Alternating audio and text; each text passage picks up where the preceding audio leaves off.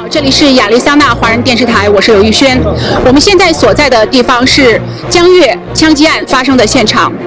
2年后，他的家人和朋友再一次来到这个地方，是为了给他讨回一个公正的判决。I would like to thank the media, ASU representative, and the Chinese community for coming to Jiang Yue's memorial ceremony today. Didn't get any information. The only thing and the only reason why we are here, we just want a fair justice. The murderer should not go back to the society because she went to jail for 3 years before this crime had happened. She didn't think she did something was wrong and she just killed my cousin. And after 25 years, when she's coming back, she's only 57. She is able to do something even worse to the society, and that is not even fair for us and not fair for the whole society. And the prosecutor, neither the judge should take the risk to let this same thing happen again. We don't want any family have the same thing we just had. Catherine, how did the family find out about the plea bargain? Unfortunately, we got that information from the news, and the second day after the news, we received the pre-sentence court report by our email. But we didn't have any knowledge about the plea bargain before they hand in to the judge, which we think and we trust is totally unfair and is not under the legal procedure. And we should at least be informed about anything like that, because it's like the defendant has the right to be silent, to have a lawyer, or to speak on the court. But how about us, the victims in the crime? We don't have anything. We can't even talk. We can do nothing to get our rights back. We are coming. We are not coming for money. We are not coming for civil compensation. We are not coming for donations. We are not here for anything like that. The only thing and the only reason why we are here, we just want a fair justice. We just want a fair justice. Thank you.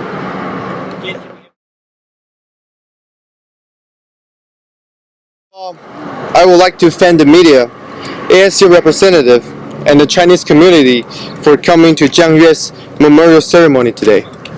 My name is Yue Jiang. I will be helping Jiang's family to host the ceremony today. Jiang Yue was an excellent international student at ASU. Her grade perfectly demonstrates her passion towards studying at her dream school. 2.5 years ago, I was the president of ASU Chinese Students and Scholar Association. I was a junior and Jiang Yue was a sophomore. If that horrible incident never happened, she would have just graduated this summer. To her friend, she was a warm-hearted, lovely girl. To her teacher, she was a smart and hard-working student. To her father, she was the apple of his eye.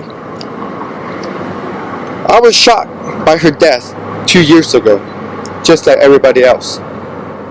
This young and innocent life was taken away in a very inhumane and brutal way for no reason at all. For 2.5 years, we were waiting for the judicial system to give the defendant a fair, suitable, and appropriate punishment. But unfortunately, Jiang Yue's family and the people who are concerning about this case didn't get any information. The prosecutor already had a plea agreement of second-degree murder, which was withheld until it was being reported on the news. Today, we're giving our sincere condolence to Jiang Yue and hoping that she could feel our love, sadness, and we want to let her know that we do miss her a lot. At the same time, we also want to let her know that we will absolutely, with no doubt, will make sure the justice is served. Today, Jiang Yue's cousin came to ceremony representing her family, and I believe that she has a lot to say. Please allow her to give us a word. Welcome. Thank you. Thank you. Hello everyone, thanks for coming. I'm Catherine Xu. I'm victim Yue's cousin. On behalf of our family, I'm here to thank you for being here today to pray for Yue and to hear our plea. First of all, our family deeply appreciates all the love, care, concern, and efforts made by everyone who raised their voice for Yue, who has been silenced by an evil and selfish monster of little value to the overwhelming response by over 10,000 petition signatures from people of all nations across the globe, of all ages and socio-economic backgrounds, and warmed our hearts and gives us the hope and strength to carry on. My cousin Yue was a kind, matured, and responsible girl who served our family very well. We were very proud of her, and we still are. Just like all other families, we wished her to be successful. After Yue graduated from high school, she had a strong desire to pursue her education in America. Yue was very eager to learn everything about this country, beyond the advanced academic programs, to include the freedoms of a democratic system and the responsibilities to rule of law that were equal for all citizens. Yue wished to learn from the best so as to one day be able to make positive contribution to her own country. Yue dedicated her time and efforts to study hard and win a scholarship to Arizona State University so that her father would not need to worry about her future. Yue's father proudly boasted of Yue's 4.0 GPA every semester again and again. Yue promised to earn her degree and come back to us. Although Yue never broke her promise or let us down, she, like us, never would have thought she would be gone forever by the hand of drug addict, directed ex-felon with a gun intent on being in the news. Yue will never come back to us. Loss of my cousin has devastated our family once again. Yue lost her mother due to a car accident when she was only 4 years old, after which Yue became the only reason for her father's life. Loss of Yue has had another ruthless impact on her father's life, as he had lost life's meaning for the second time. Yue's father, the murderer, not only took away his daughter's life, but took away the meaning of life and hurt the memory and promises made to his wife, which now cannot be fulfilled. The senseless act of taking Yue from us and denying the positive impact Yue would have made to make the world better goes beyond her death. Yue's grandmother, who was already hospitalized due to a stroke, but in recovery, after hearing the news, lost the will to live and passed away after Yue's death. Now the murderous gunshots keeps lingering in my mind, and it's like I can almost feel my cousin suffering in my grief and anger. We want to know why the premeditated murderer can easily take away my cousin's young life in such a cruel and brutal fashion, with any degree of impunity, and by what right Holly Davis has to anything but a conviction for first-degree murder with life imprisonment. According to the court documents, the murderer, Davis, left a note to her boyfriend saying that she would make the headline on the news. Davis, a felon, armed herself with a handgun and drove off looking for someone innocent and unsuspecting person to target and randomly kill on the street midday and in broad daylight and full view of everyone. After murdering my cousin and causing injuries to 6 other innocent people, including 3 children and an expecting mother, in her blood feast, Davis, the flayed and seen, attempted to destroy the evidence and keep claiming herself innocent.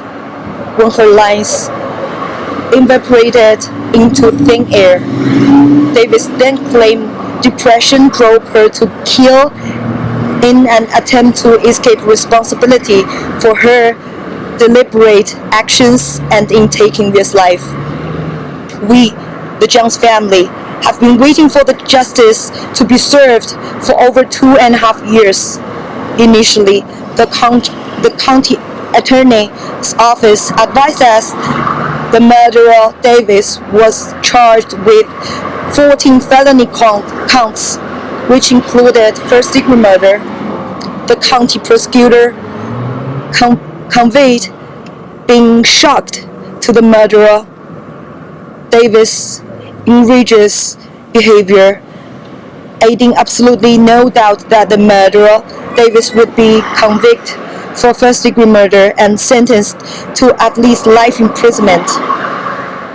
With no prior consultation with the family, we now told by the county prosecutor, Stephanie Lowe, that the state of Arizona will only seek 1 count of second-degree murder and allow a plea bargain of a mere 25 years imprisonment. All other 13 felony charges adding up to 63 years imprisonment will be dropped.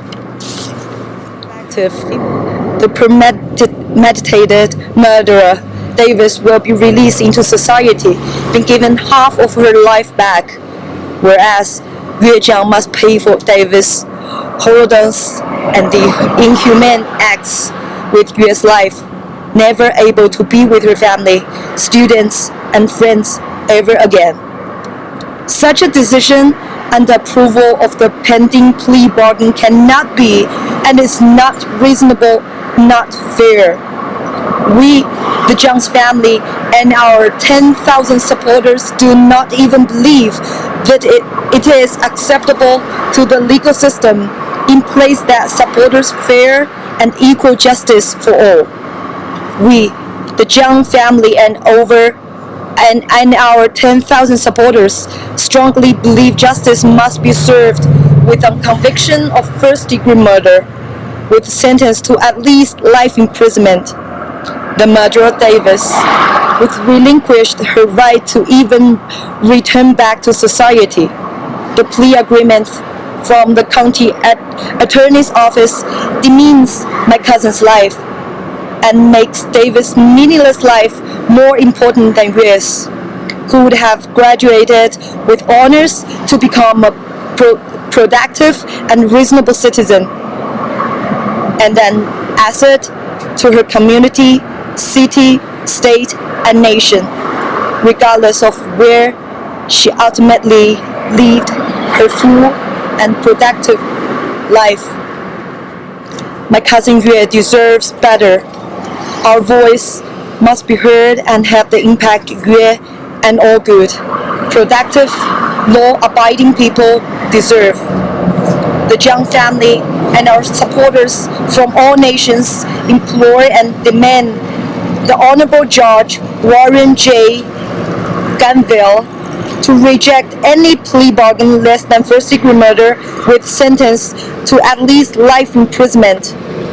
No family should be at the mercy of ruthless, premeditated murderer like Holly Davis, now or at any time. For certain, not by Davis in her lifetime. The Jiang's family sincerely thank you for being Jiang's voice. Thank you. Catherine, has the family talked at all to the state's attorney's office? Yes, we did. Yes, we did. Are you going to meet with them? Yes, we're going to meet with them tomorrow morning. What are you going to ask them for? At least, as what we said, first-degree murder and life imprisonment, because both for the society and for Jiang Yue, we think that the murderer should not go back to the society because she went to jail for 3 years before this crime had happened. She didn't think she did something was wrong and she just killed my cousin. And after 25 years, when she's coming back, she's only 57. She is able to do something even worse to the society, and that is not even fair for us and not fair for the whole society. And the prosecutor, neither the judge should take the risk to let this same thing happen again. We don't want any family have the same thing we just had. Catherine, how did the family find out about the plea bargain? Unfortunately, we got that information from the news, and the second day after the news, we received the pre-sentence court report by our email. But we didn't have any knowledge about the plea bargain before they hand in to the judge, which we think and we trust is totally unfair and is not under the legal procedure. And we should at least be informed about anything like that, because it's like the defendant has the right to be silent, to have a lawyer, or to speak on the court. But how about us, the victims in the crime? We don't have anything. We can't even talk. We can do nothing to get our rights back. We are coming. We are not coming for money. We are not coming for civil compensation. We are not coming for donations. We are not here for anything like that. The only thing and the only reason why we are here, we just want a fair justice. We just want a fair justice. Thank you. Can we have your name, please? My name is Catherine Xu. Spell it. Catherine with capital K. Xu is XU. Thank you, Catherine.